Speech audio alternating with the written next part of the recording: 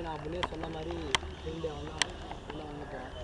நான் ஃபஸ்ட்டு நான் எழுத ஆரம்பித்ததுலேருந்து நான் நோட்டில் எழுதுனேன் அப்படின்னு சொல்லியிருந்தேன். அந்த நோட்டில் நான் நீங்கள் சொன்ன அதே வார்த்தைகள், ஆனால் அந்த வார்த்தைகள் ரசித்த ஒரு ஜீவன்.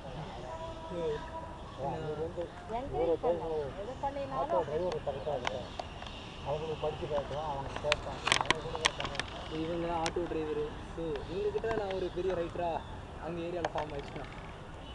ஸோ ஆனால் முதல் ரசிகன் விமர்சகன் எல்லாமே நாகரிகம். ஸோ அவனே முதல் பிரதி வாங்கணும் அப்படின்னு நான் நினைக்கிறேன்.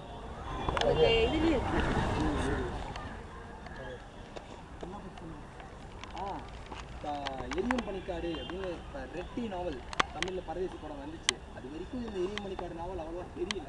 அது வந்ததோ 500 பிரதி விட்டுருச்சு. இப்போ அடுத்த பிரதிக்கு போயிடுச்சு.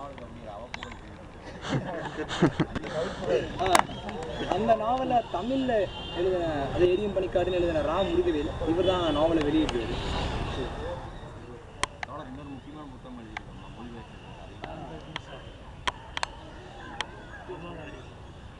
பொருளாதார அடியாளி.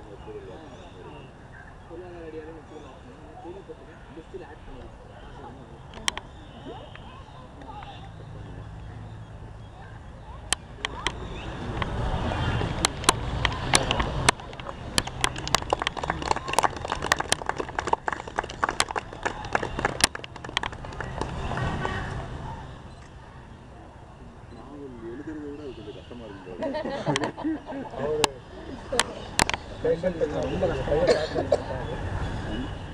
அவங்க ஃப்ரெண்ட் எல்லாம் வெவ்வேறு குரூப்பில் இருக்கிறதுனால பேக் பண்ணுறது.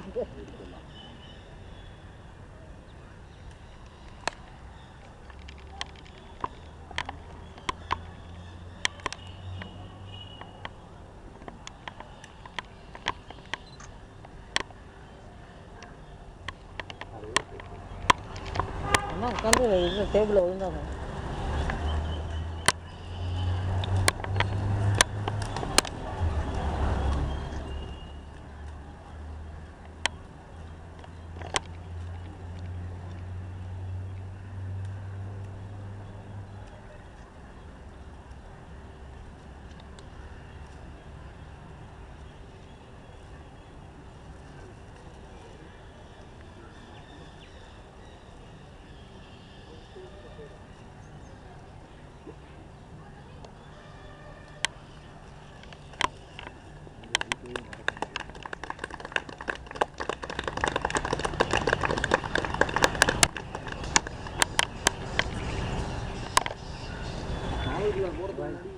இந்த நாவல் சமர்ப்பணமும் இவனுக்கு தான். நாககிருஷ்ணனுக்கு அந்த முதல் பக்கத்துலேயே எழுதியிருக்கேன்.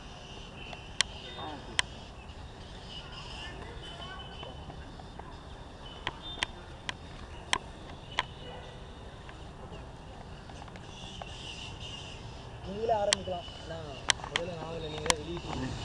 இது உரையாக இருக்கிறத விட ஒரு கலந்துரையாடலாக இருந்தால் இன்னும் நல்லாயிருக்கும் அப்படின்னு நினைக்கிறேன். நீங்களே ஆரம்பிக்கலாம்.